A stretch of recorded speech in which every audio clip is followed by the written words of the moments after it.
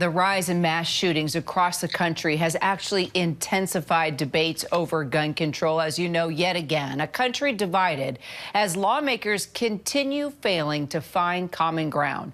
Our Alex Perche and ABC News contributor and former San Bernardino, California police chief Jared Burguan join us now to discuss this more. Alex, sadly, the U.S. had yet another violent Memorial Day weekend. Children and teens killed by gun violence across the country. The Gun Violence Archive actually reporting so far this year, 679 juveniles and children have been shot dead. More than 1,600 have been injured in shootings. So what are lawmakers doing at this moment to address this?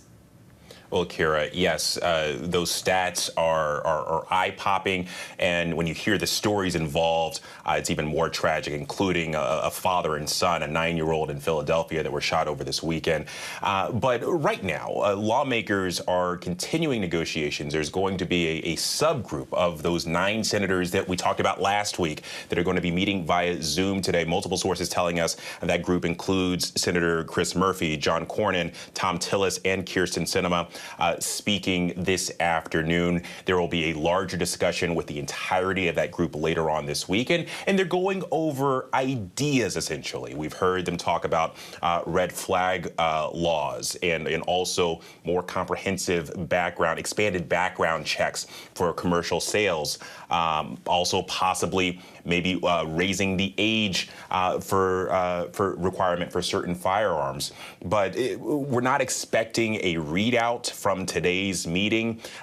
Discussions are going to be ongoing on that front. The other thing that we learned this afternoon, Kira, is that President Biden, he's been asked, is he going to get involved in these negotiations? Well, he was asked specifically today whether or not he would be engaging with Senate Minority Leader Mitch McConnell on this. He responded by saying he will meet with Congress on guns, I promise you.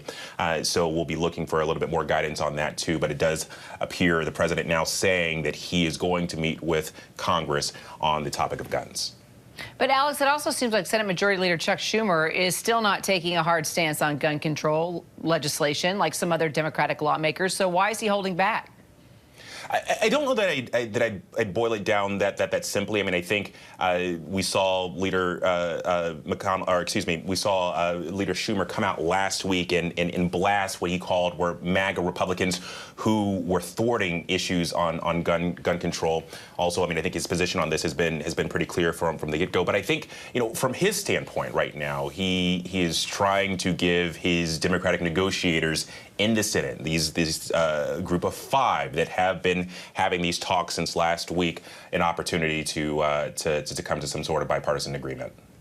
So, Jared, as you take this all in, your thoughts on this debate right now, and how would more restrictive gun laws impact police in the field?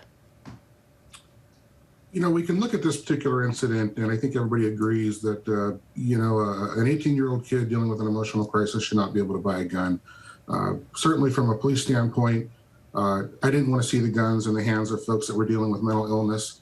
It would have been a lot easier for every police officer in this country to do their job if they didn't have to think about the gun component. But the challenge is with almost 400 million guns in circulation in this country, just passing some laws in and of itself doesn't address it. The state of California, where I worked, has some of the most restrictive gun laws in the country. And I think you could argue that the gun laws in California may have prevented this particular incident in the way that it played out. But as we know, California is dealing with plenty of violent crime, including the community that I worked in. So there's not a one-size-fits-all solution.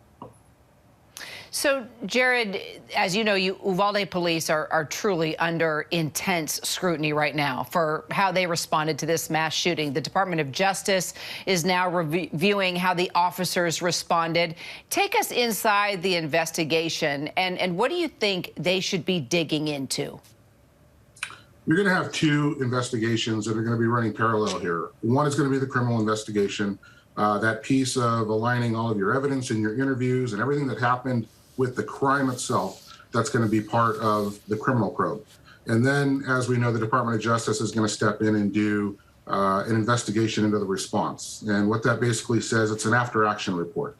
So it's going to dive into areas that are not specific to the criminal investigation. What is the mindset of the officers? What did the officers know when they entered? What did communication look like? What did command and control look like? Where were the actual mistakes? And then most importantly, what can we take from that? What can we learn in the future? What do we have to change in the way that we train? What programs need to be put in place to prevent this from happening again? Right. Clearly, changes need to be made there in that city and in that area. Jared and Alex, thank you both so much. Appreciate it. Hi, everyone. George Stephanopoulos here. Thanks for checking out the ABC News YouTube channel. If you'd like to get more videos, show highlights, and watch live event coverage, click on the right over here to subscribe to our channel. And don't forget to download the ABC News app for breaking news alerts. Thanks for watching.